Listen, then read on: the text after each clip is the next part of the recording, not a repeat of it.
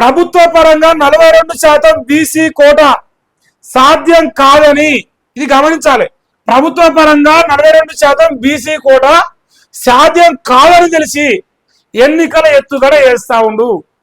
అంటే 6 నెలలు చేసినా, సంవత్సరం చేసినా, ఇంకా 2 ఏళ్ళు చేసినా రాష్ట్ర ప్రభుత్వ పరంగా 42% చేసిన సాధ్యం కాదు, అది కేంద్ర ప్రభుత్వ నిర్ణయమే అనేది తెలుసు కాబట్టి ఎత్తుగడలు వేస్తా ఉన్నట.